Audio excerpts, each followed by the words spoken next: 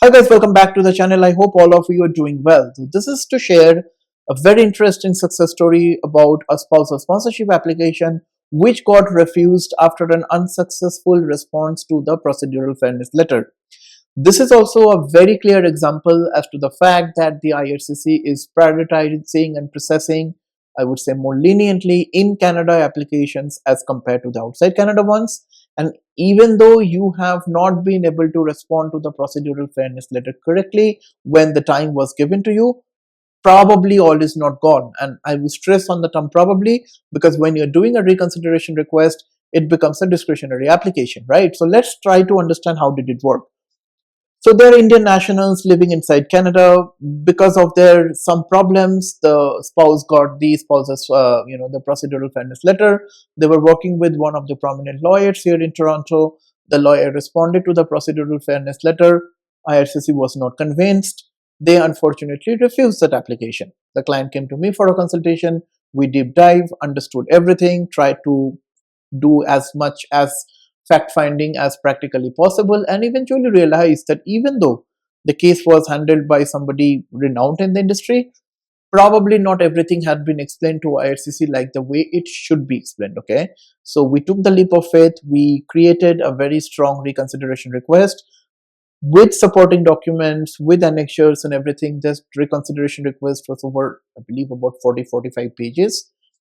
We addressed that reconsideration request to the CPC Mississauga, which is a case processing center which was responsible for the decision. Eventually, after 15 days and after one round of follow-up, the file was reopened.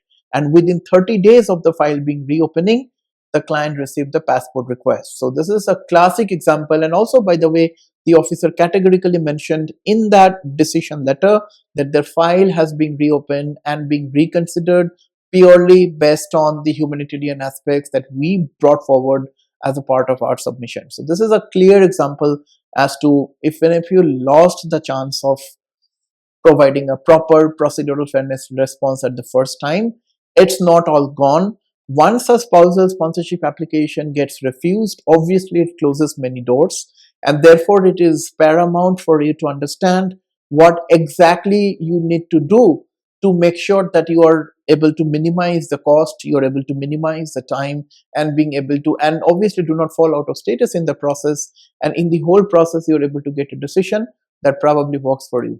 Now, disclaimer, reconsideration requests are not always approved. They are highly discretionary application, if you will. IRCC may not even open your reconsideration request, right? So it's completely on the discretion of IRCC. But this is just one example where we believe that the case has got some merits. Probably we were able to explain like the way IRCC appreciates it, and this case got approved. So if you need our assistance with any of those procedural fairness letter or any of the complicated stuff, more than welcome to hop into our website, nuvonation.ca, book a relevant professional consultation. That's the first step. I'll be happy to have a case specific discussion with you. Hope this helps. Bye.